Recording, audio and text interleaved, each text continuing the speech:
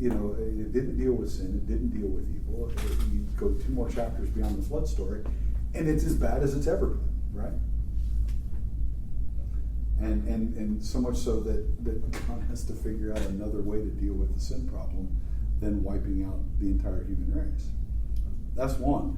The two is that even the stories that connect to the flood that we get through the story of Utnapishtim in the Epic of Gilgamesh are stories of divine regret. That at the end of the Gilgamesh flood, the gods are saying, "Man, we're sorry we did this. We feel great regret that we did this." And so I think that Genesis is not intending to portray that this is how God is behaving. It's to say that literally even God can't kill enough people to deal with the sin problem, because that's not how God even deals with the sin problem. Could it be establishing? We've talked about this in another course. God created out of everything which was formless and void, spoken into being, but then he brought order into it. And it's almost as if when he calls his people out and establishes the tabernacle, he is bringing order back out of chaos. Almost like a second creation where he's going to renew the face of the earth. Yep. Out of this madness, he begins a new thing. Absolutely. And I think that, so draw this out. So what does Abraham become at the end of chapter 11? A new Adam, right? And so in addition to this pervasive, persistent problem of sin, which is everywhere, right? In those first 11 chapters, the other thing is you've got this essential continuity of the human race.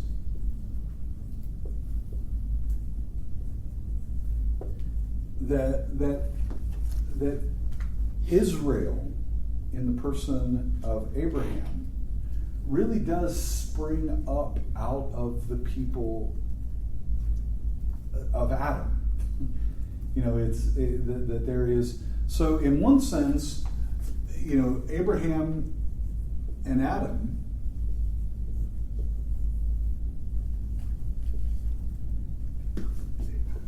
you start to ask the question, well, yes, there is a new something that's happening here. That you've got Abraham playing the role of a new Adam, but you also have an essential continuity being maintained, right? So at the end, is there competition here? Contrast, to be sure, before and after, definitely. But you're setting up a relationship of saying, I'm not sure that this entails a fundamental competition between Israel, the fountain of this new people in Abraham, and the nations. And I think that's the whole reason why you have, everybody, in some moment of pronounced piety decides that they're going to read through the entire Bible in a year. And you're blowing and going for those first 10 chapters of Genesis because it's interesting, right? And the first, you're going to have some hiccups. And the places where you're going to have the natural hiccups are like the second half of Exodus, when it's all about the tabernacle, or the entirety of Leviticus and boiling goats in their mother's milk and all that stuff. But the one place that you're going to be really, really tempted to burn right through, because it just seems to have no plausible meaning to my religious devotion, is the big table of nations there. Well, why do you have the table of nations referred as well? It's this continuity between Abraham and Adam that is being emphasized and driven home. This story of Abraham is not an entirely new thing. Okay, Michael.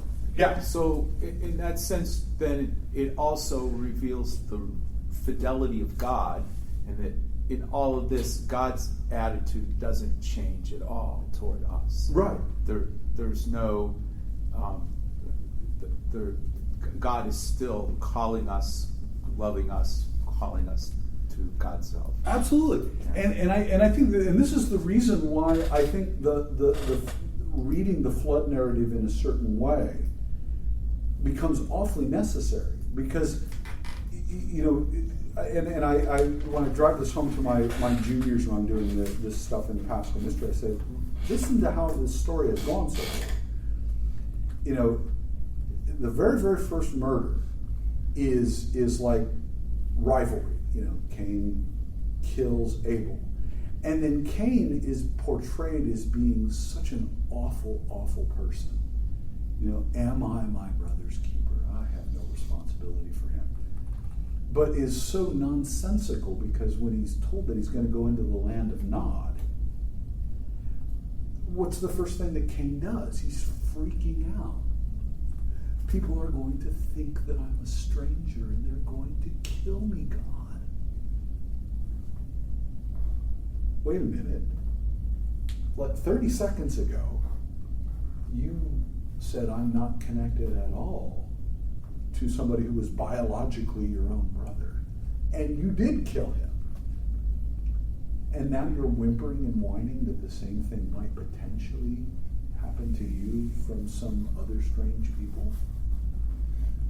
And this idea that I'm cut asunder from the universe. And then all of a sudden, you have the flood narrative come up, and God's starting to behave very much like Cain did. I'm sick of these people. I'm sorry that I ever made them. Wipe them out. And you sort of say, well, it rings kind of hollow that you were so mad at Cain about 5 minutes ago. And so I think that this idea of emphasizing that, the sin problem is so persuasive and persistent, you can't get rid of it easily by wiping out anybody. But God's still faithful through that. Yeah, and I think that's the part, and I think the real payoff that reveals the nature and character of who Yahweh really is the covenanting God that says, you know what, I'm never going to do this again. And the rainbow in the sky is your guarantee of a kind of persistent fidelity to you, despite how rotten and terrible you really are. Yeah, that's ended up being my reading of it. Yeah. So the flood story is actually happened, and if it did happen by acts of Mother Nature, and then just people blamed it on God, or, I think that and this is one of those pervasive things, and it kind of creates this enormous, and when I talk to people about this and actually go through and talk about the ancient Near Eastern connections of all this, it starts to kind of make a lot of sense. But we're so used to, as Christians, reading the flood narrative as an account of this is how God actually behaves. And of course the modern atheists have done a really, really nice job at saying, hey, I thought you guys were all committed to a universal ethic of life, but here you've got the greatest psychopath in history running the ship, because he's committed this mass genocide. I mean, he's killed, God's like more than doubled down on Cain's solution to the sin problem.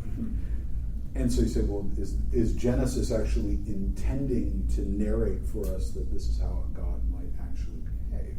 I think that there are good reasons to think that there were floods and things that are maybe cultural and naturally happening. That meteorological events that survived. Yeah, of course they would. That both Gilgamesh and the text of Genesis draw from.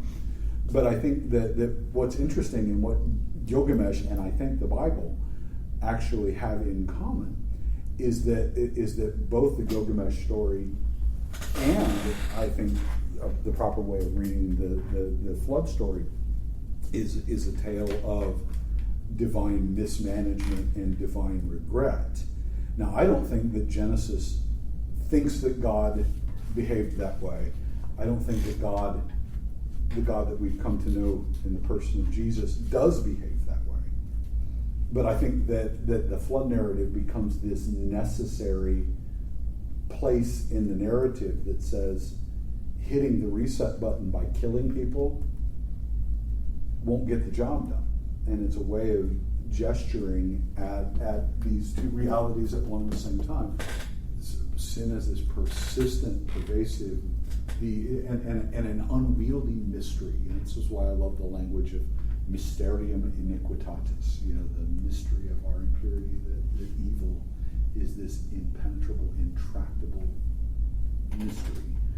But also this continuity, both of the entirety of the human race and also the persistent continuity of God's covenanting love toward us. So anyway, so let's get into that covenanting stuff. So you get to 12. And it's the famous Lech Lecha episode So what do we know about Abraham in Abraham's story? Where is the first city that we find him in? Ur of the Chaldees. Anybody know the other city that Abraham is associated with?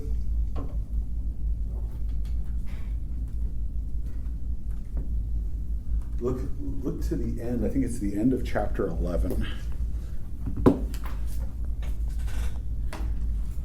Oh, Haran? Haran, yeah. Is that Hebron? Yeah. It's not Hebron. Haran, yeah. So Ur, is up there, kind of situated between the Tigris and the Euphrates, and Haran is way to the east at the very eastern border of what have been ancient Babylonian turf, right? Now, what the ancient Near Eastern stuff will tell you, archaeologically and otherwise, is that Ur and Haran had one thing particularly in common. They were both grand cultic centers for the moon god Sin. And the reason why I think Terah, Abraham's dad, and Abraham himself have this connection with Haran and also with Ur is a kind of flourish that anybody who would have interacted with the Abraham story in the ancient Near East would have understood immediately.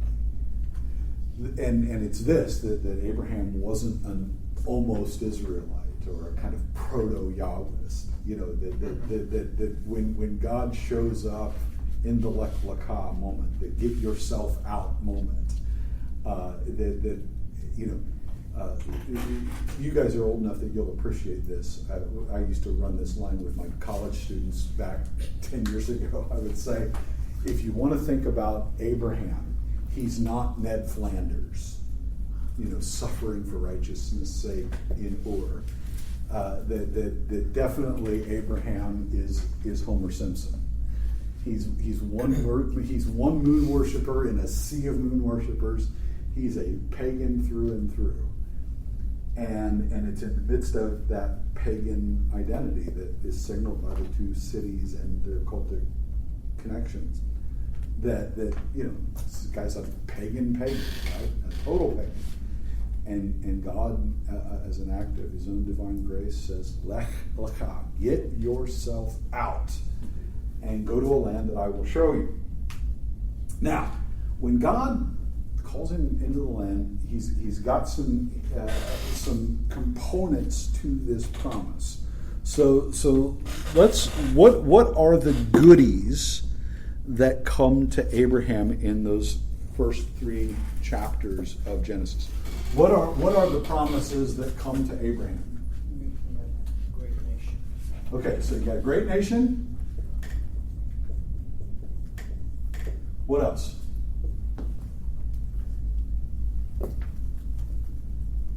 Blessing to the earth. Is that? Yeah, well, blessing to the earth as in the dirt, or Oh, it's all people. yeah, this is the big one at the very end. All the families